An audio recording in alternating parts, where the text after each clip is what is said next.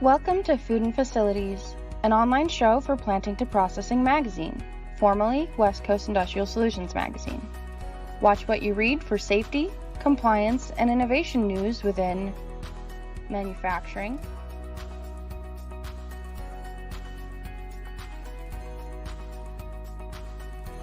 agriculture,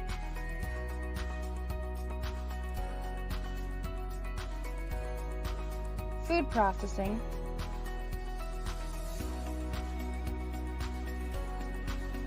and food and beverage industries.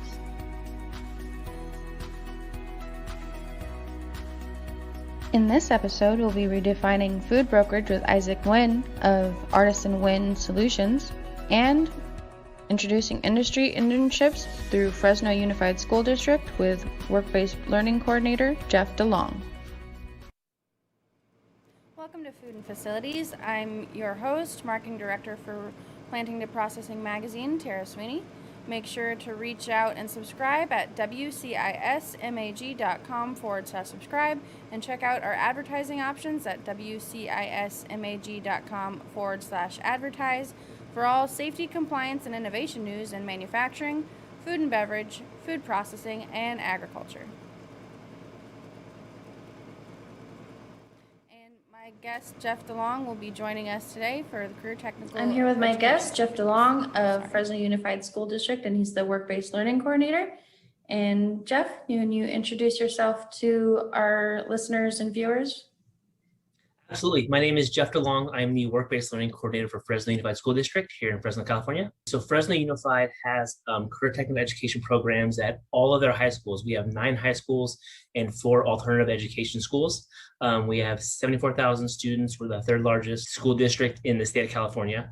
And these pathways and programs provide students experiences to get hands-on technical education in all of the 15 industry sectors here in California. So we have pathways from construction, engineering, education, even fashion and design. So all of the 15 industry sectors located here in California, we have a pathway for that industry. So students can enroll in those as well as getting their academic requirements if they want to go on to a four-year college or a 2-year college after they graduate. Can you give us some examples of the projects that the students are working on? Absolutely. So all of our pathways and programs involve work-based learning. And work-based learning is an instructional strategy that connects students' classroom learning to the world of work. And that's done by interacting with industry partners. So professionals who are doing that for a career or have experience with it in the past, really making that connection for students so they can see why what they're learning in the classroom, how that translates to the world of work. And those experiences are guest speakers, job shadows, internships, workplace tours. We have industry partners come in and evaluate student projects. We have a lot of projects that are relevant to what's going on in our valley or to certain businesses. And we bring experts in those fields to really evaluate the students' work. And that really does increase the level of performance for students when they know they're getting evaluated by someone who's doing it for a living. Beyond just their teacher or classmates, their level of performance drastically increases. So some of the examples, we had students at Edison in their biomed program a while back. They were doing a project around needs in the community and health issues within their community. So we partnered with FCHIP, which is the Fresno County Health Improvement Partnership, and they have various coalitions that focus on various issues in the valley in Fresno. And so we had them take the students before the project started on a tour around the city to see how various parts of the city, different health indicators, social determinants of health in different parts of the city. You know, what's around the Edison High School region is different than what's around the Boulder High School region or the McLean High School region, and how that affects our health. So that's an example of just a work-based learning experience that helps kick off a project, get students really excited about it. And then as they're going through and determining the issues in the Edison community, the partners came back midway through to evaluate how the project's going, how the presentation's going, get them on track or help them kind of mentor them a little bit. And then they came back at the end to do the final evaluation. So that's one example. Fresno Unified placed a initiative on homelessness this year and an emphasis on that. And so Sunnyside students and the agri-science pathway went to the Poverello House to say, what are some needs that you have? And one of the biggest needs, surprisingly, is they needed dog houses. A lot of the guests that go there have animals, have dogs, and they don't have a space for them. So the Sunnyside students created this really cool doghouse condo that can hold various dogs in various sizes. And they're actually going to deliver that this Thursday to the Poverello House to do that. And that's just two minor examples.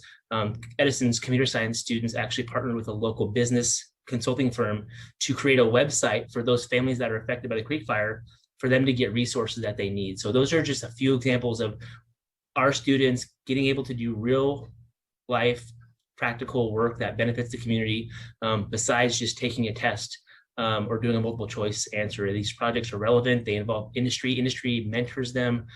They bring them in as guest speakers to provide context. And so it really brings the projects to life and shows students that what they're learning now is making a difference and how it translates to the real world. Are there any specific industries that you're looking for professional partnerships with?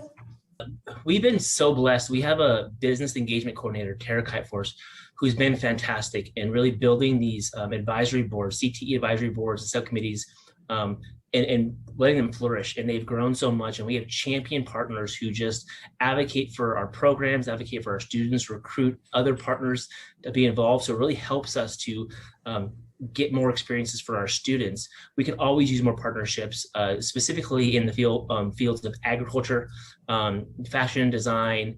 Pretty much every pathway and program, we could always use more partners. Our partners benefit from, involving themselves in our programs. It's a two-way street. Sometimes they're building their workforce. There are fields like HVAC technicians where there's going to be a shortage, and we have an HVAC program at Fresno High. So those students have a path to a career if they want to, with all of the training and knowing what certifications they need and all the hands-on experiences that they get while they're in high school to set them up for success after they graduate. So we're always looking for partners. Tara's done a fantastic job. We can't do what we do without partners. And we have some of the best partners, I would say, not just the state, but the country. Is there an industry focus for the upcoming year? Yeah, there is. With the pandemic and everything closing down, we had to get creative on how we can provide work-based learning experiences for students. So we were able to do them virtually. We would do virtual tours where I would go out and we would film a tour as if a partner's giving it, and then we would edit the video so it's a video students can watch at home or in the class about 30 minutes as if they're actually there. So we've done that with guest speaking experiences. We've done the evaluations of projects virtually. But this focus for this upcoming year, with us going back to school, is really on internships. We want our students to have internships, meaningful internships, where they're not just stapling papers and making copies. They're doing actual projects similar to what I mentioned earlier, where they're doing things of value to benefit organizations. And we've created a very robust internship program for both students and employers that we onboard the students and they do things beforehand so they're prepared for the internship. We also assist and onboard and orient the employer as well, know how to deal with an intern, how to prepare for an intern, especially an intern who's a minor, who's a high school student. Our students might be in high school, but they have extreme talents, especially in career technical education. We have welding programs, we have heavy truck programs, we have ag programs. Our students know their stuff, and they impress our partners, and they want more. And these internships have led to full-time positions for our students once they graduate because of the work they do. So we want to expand on that. We want to give students experiences they might not have gotten somewhere else. And internships for the next year is a focal point. So if you're absolutely interested in getting more information, we can definitely connect you with that. If an organization would like more information or to partner with you, how would they get in contact with you? Yeah, if anyone would like more information, we have an interest form, which they can be found by scanning the QR code on the screen or putting that webpage on in your browser, or you can email internships@fresnounified.org or call the College and Creatives Office at 559-248-7465. Thank you for joining me today, Jeff, and I look forward to gaining more partnerships for you in the industry. Absolutely. We appreciate you as well. Thank you so much for having me.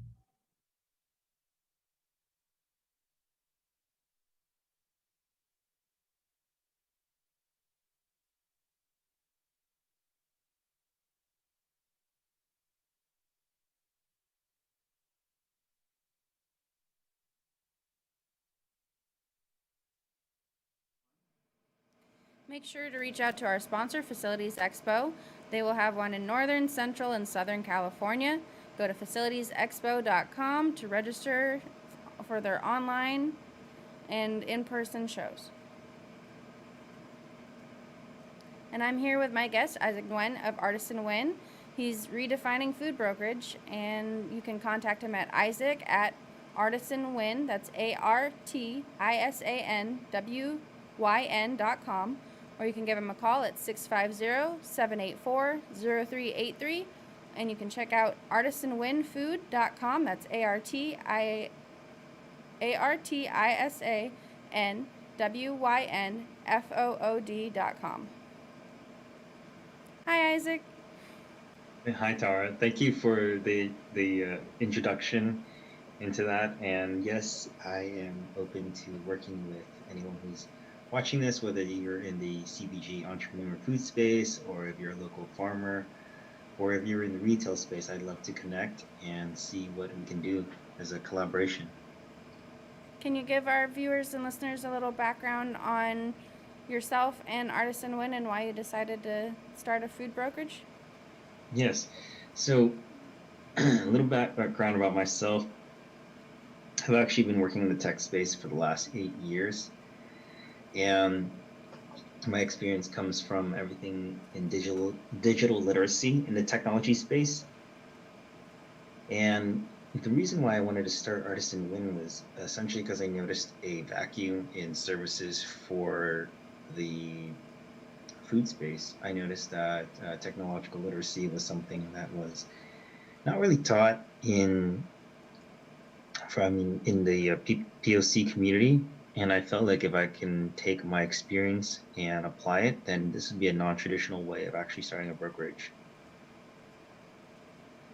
And you have a lot of experience locally in the East Bay, and then you also visited Colombia. Can you give a little background on how that influenced your work?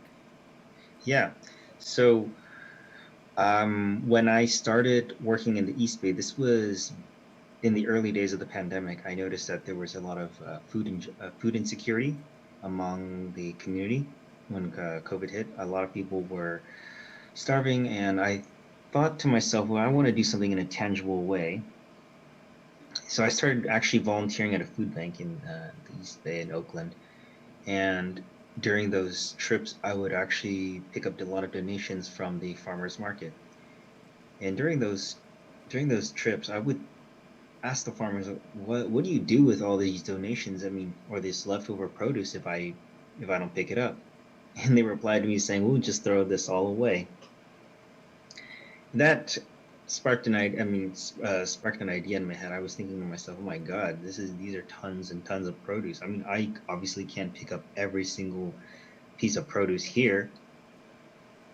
So that gave me an idea. I mean, this is such a waste. I mean, how can the idea of people starving exist when people are literally throwing food away?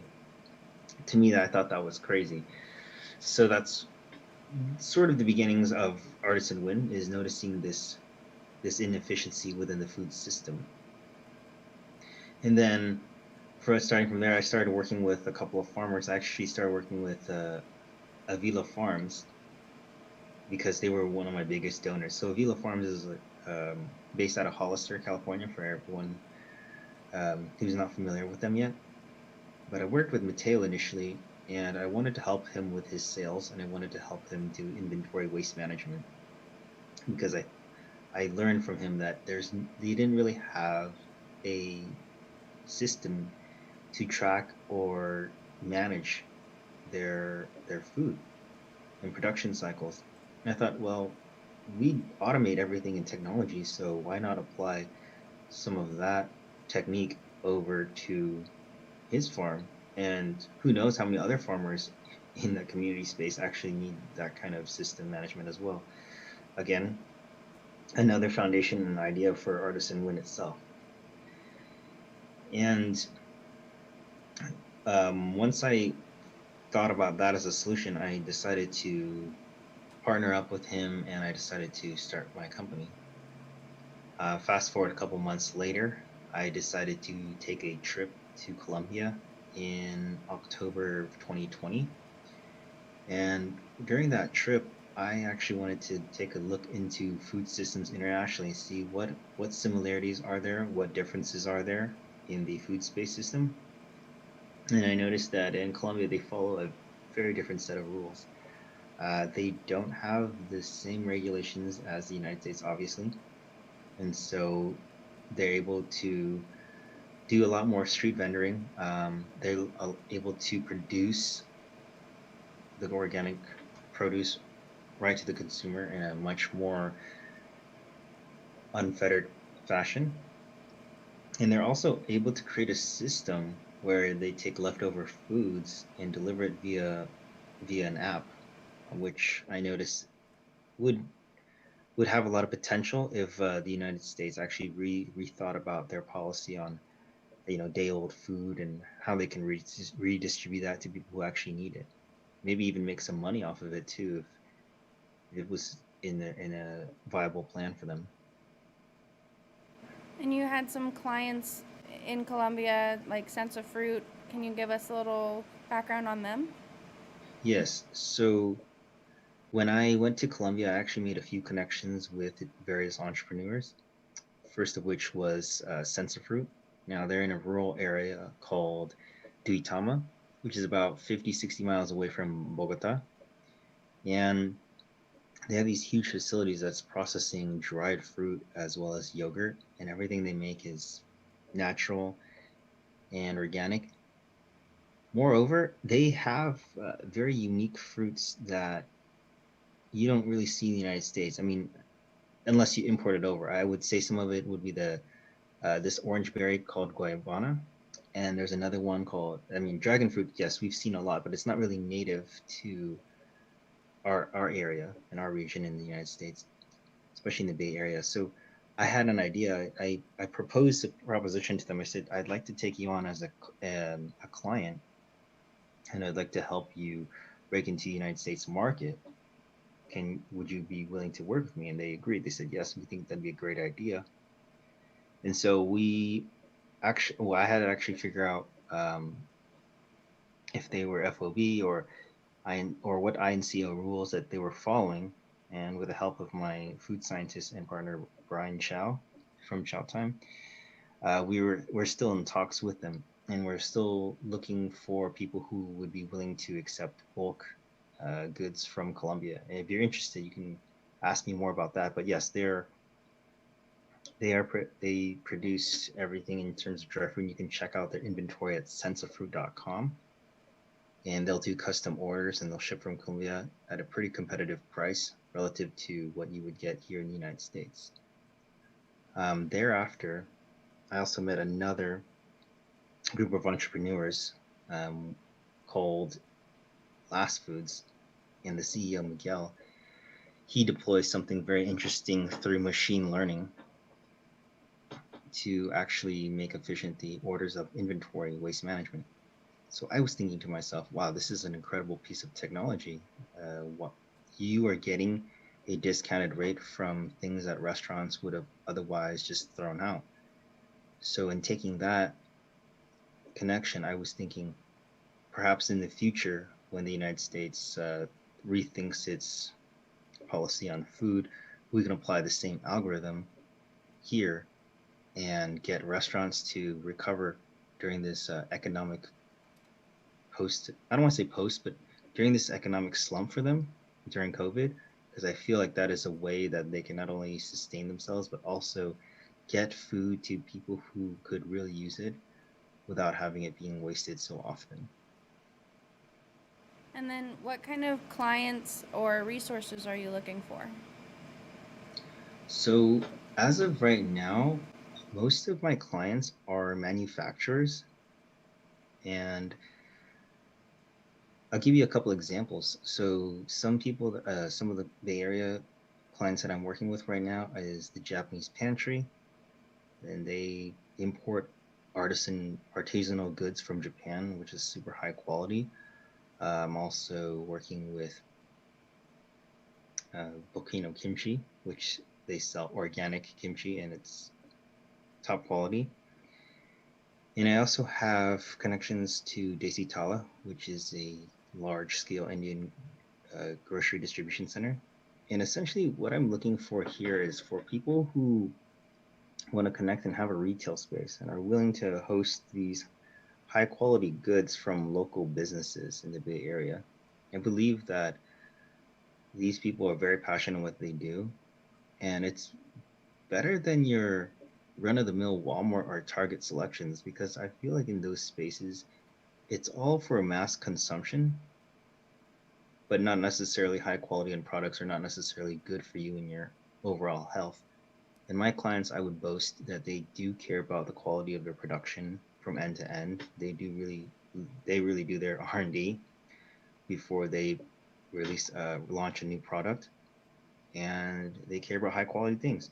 So if you're into organic, sustainable um, products that are created locally or imported internationally at a very high quality, then I would recommend that would then I would encourage you to contact me if you have a retail space, so that way we can start the conversation, and that way I can start introducing you to some of these clients and making sure that you're getting the best product on your shelves, and that the consumer feels guilt free when buying the products. And if our viewers and listeners wanted to get in contact with you, what is the best way to reach you? The best way is through email. My number and my email is on my website at artisanwynfood.com. And like I said, I'm totally open to discussion. I know everyone is very busy in the CPG and entrepreneur retail space, but that's fine. We can find a way to schedule some time to talk. I'd be more than happy to schedule a meeting in person if that's more comfortable with you, or we can do a phone call. And that way you can really describe to me like what it is that you're struggling with, or what your challenges are, and I can come up, or we can work together on a solution that I can help you with. Thank you for joining today, Isaac. I hope you have a good day, and best of luck helping all of the BIPOC individuals that are working in the food space.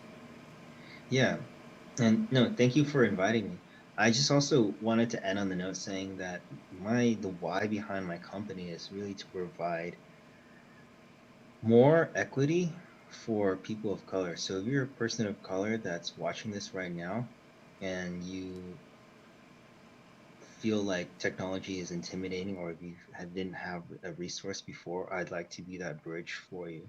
You know, most traditional food brokerage is from people who have been in that food space for so long and can leverage their connections. But I'm taking a different approach in the sense that, yes, I'm a newer player, but I come from a technology background with a mission to help and prioritize the people of color entrepreneurs. So please don't hesitate to reach out to me, as I'd like to help give you some empowerment through technology, and to find a very strong strategy for your company to grow. Thank you, Isaac. No problem. Thank you for having me. Make sure to reach out to our sponsor, Safe Food Alliance. When it comes to food safety, they've got you covered. You can drop in and see them at their Food Safety Center in Kingsburg, California, or visit them online at safefoodalliance.com and access their 360-degree suite of food safety services. And now we will have a moment of silence for our Black Lives Matter community.